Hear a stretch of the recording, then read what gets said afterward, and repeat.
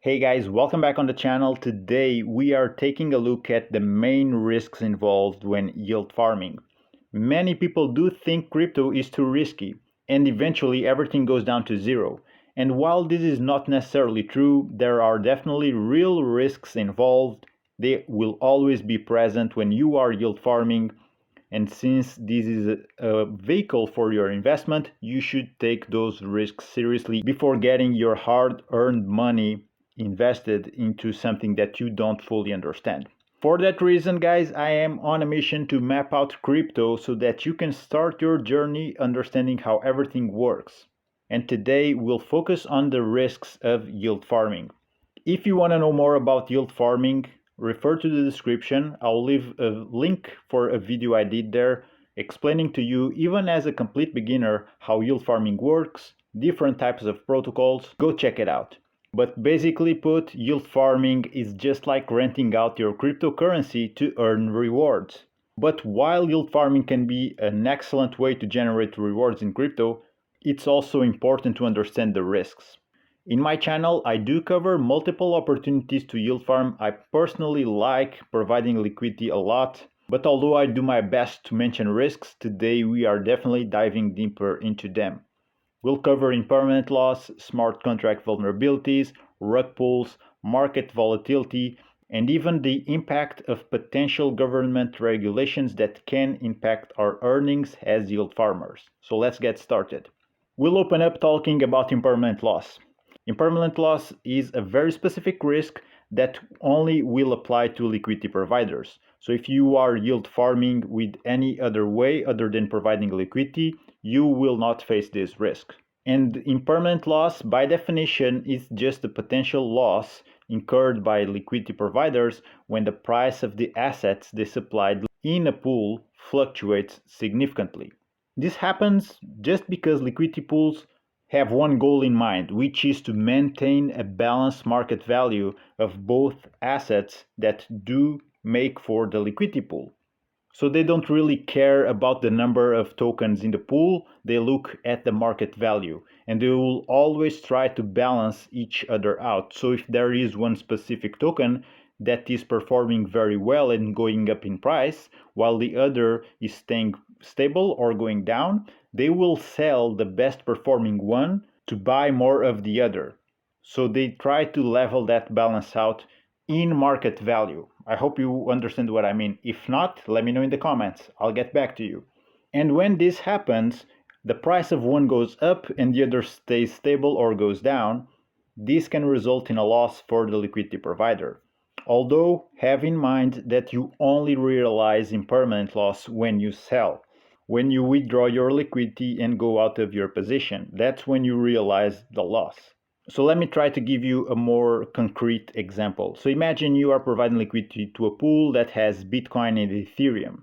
If Bitcoin's price goes up while Ethereum stays stable or even goes down, the pool will then sell some Bitcoin and buy more Ethereum to maintain the market balance, right?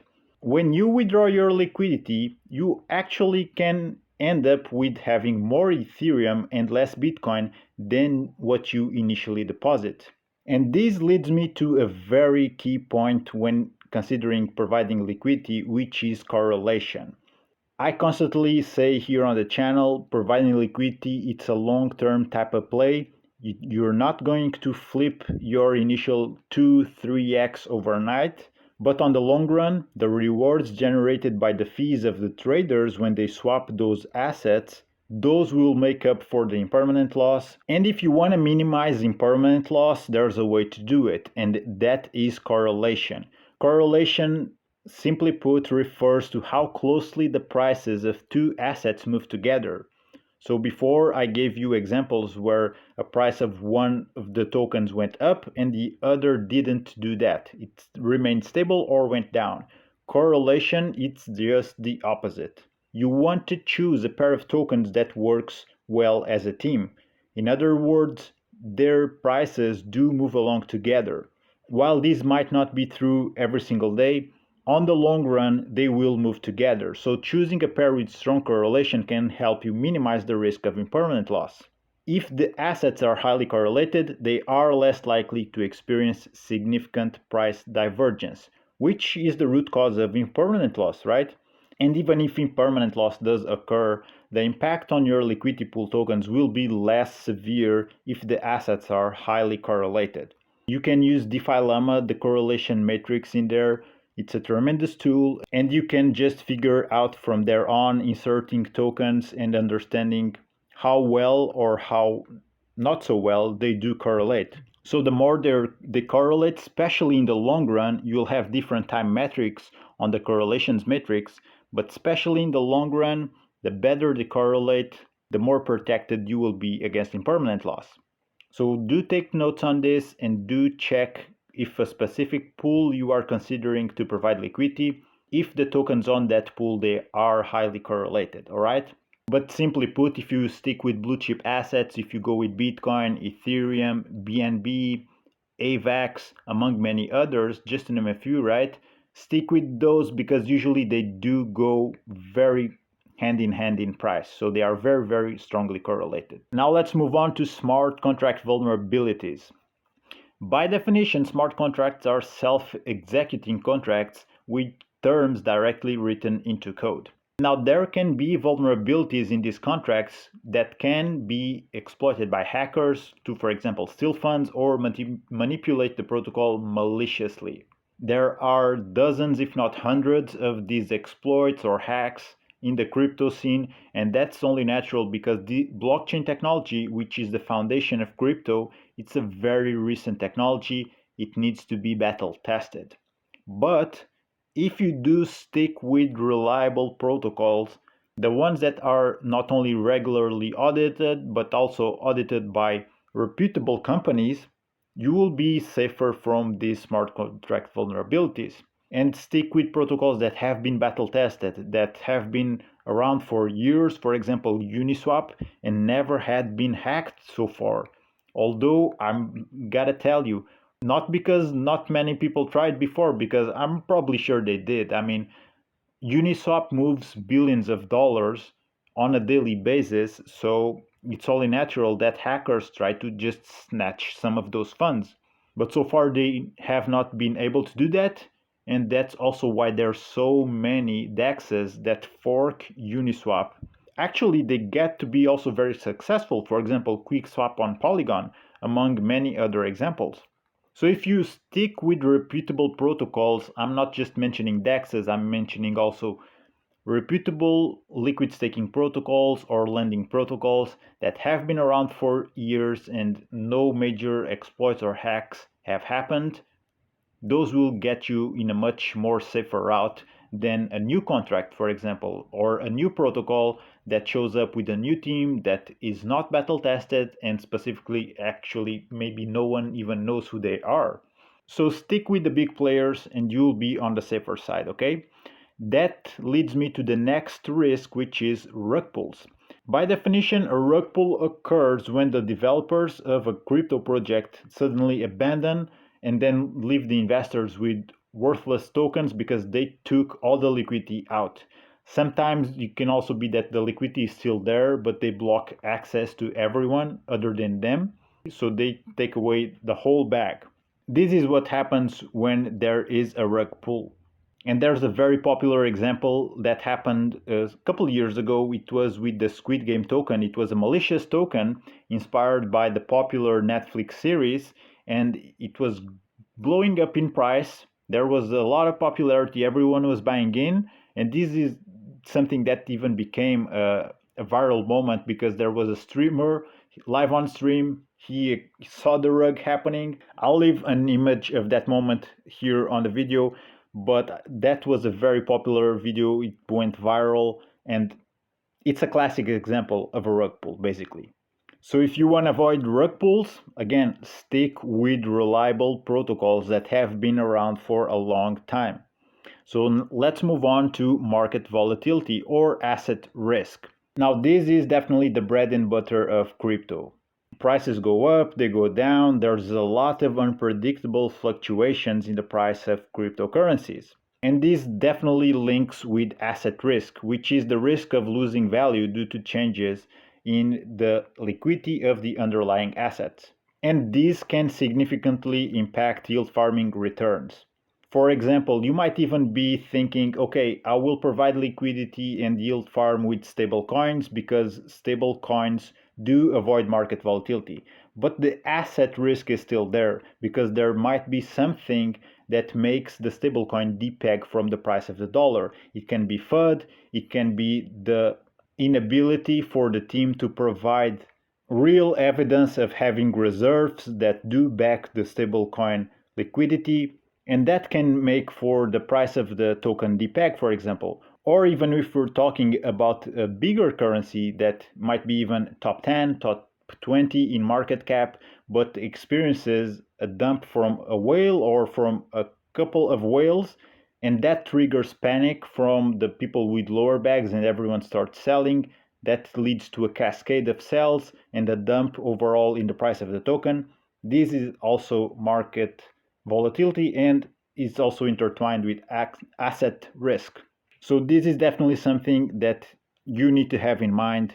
And even if the smart contracts are completely safe and they are audited, this is another way that risk can impact your yield farming returns.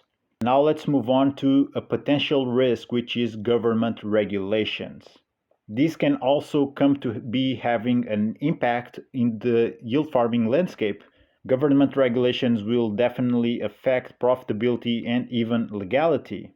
For example, not long ago, I believe last year, we saw the US Securities and Exchange Commission, the SEC, increasing their scrutiny of decentralized finance platforms like Uniswap. And when this happens, regulatory actions can create uncertainty and potentially limit the scope of yield farming activities. And as crypto grows bigger and there will be more adoption by the mainstream society, incorporating this technology into our everyday lives, it's only natural that government regulations start to also be applicable to yield farming. So this is something that we must have in mind as a potential risk, okay? Now turning the focus into the ways that we can mitigate these risks. We already touched upon some, but let's focus clearly on those ways because after all, if you want to get serious and start to be a professional yield farmer, you need to mitigate the risks associated with yield farming. So let's consider the following strategies for that. So number one, I would say diversify. Spread your investments the most that you can. Do not leave your eggs all in one basket. For example, I did a couple of videos showcasing the best liquidity pools for Bitcoin and Ethereum. And in those videos, you will find plenty of options to diversify your risk. Different pools, different DEXs, different blockchains. You can build your whole portfolio just with the options I gave you on these videos. So if you want to check out those, again, link in the description. But simply put, when you diversify, this is the key to reduce your exposure to any single risk. Maybe one DEX experiences smart contract vulnerabilities, but those won't likely affect all the pools. So if you have spread your risk through different pools and through different blockchains, different DEXs, you will be much more protected against that. If it hits you, it won't hit you as hard as it would if you had everything concentrated on the afflicted pool, for example. Also, stick to reputable protocols. Like I mentioned before, you need to prioritize protocols with a strong track record, transparent governance, and also regular audits. Let me just tell you that personally, when yield farming, I can count the times I got rugged with the fingers of one hand. And it's still something that I experienced because I knew I was going on a risk, but I decided to still take the risk. And if I want to compare that with the times I got rugged when involved with shady ROI apps or gamify apps even, I got rugged in those plenty of times. But in yield farming, stick to the reputable protocols that I mentioned, you'll be much more safe from that. Which also leads me to the next point, which is stick to blue chip assets. Do prioritize blue chip assets like Bitcoin, Ethereum, or other established cryptocurrencies. You can go with even BNB, AVAX. All of these options are definitely going to perform much strongly when facing, for example, market volatilities, even in bear markets. Hold blue chip assets and you won't be worrying all that much about seeing your portfolio going down in value, because if you truly believe in the asset, you will know that it's worth to hold it because you're holding something valuable. Versus, for example, a meme coin that has no utility and we don't really know if it will survive a bear market, for example. So if you stick to blue chip assets and yield farm with those, you'll also be much more on the safe side. They just have generally lower volatility and definitely are less likely to be affected by rug pulls or scams of any sort. Also, monitor your investment. Although passive income with yield farming is possible, you do need to keep an eye out on your investments and be prepared to withdraw your funds if you do see signs of risk. So, although it could be tempting to set it and forget it, you do need to monitor your investments. If not, just to find better ways to yield farm that it will bring you more rewards than what you are currently experiencing. Because crypto can be very volatile, not only for the bad, but also for the good. And you can find better opportunities tomorrow than the ones that you are experiencing today, even considering the same level of risk. Which leads me to the next point, which is stay informed, updated on the latest news and developments in the DeFi space. Know what's happening in regulations, know what's happening with security vulnerabilities, market trends, community sentiment. So, in other words, get involved and stay involved to stay on top of the game. Because if not, you'll be dragged away by the current instead of being ahead of the current, if that makes sense. So, guys, we just went over plenty of the risks that make many to consider crypto the Wild West of nowadays, and also we shared some tips on how you can protect against those risks. If you took value from this, like and subscribe for more. Thank you for watching. Take care. We just saw how crazy crypto can get, and I'll see you on the next one.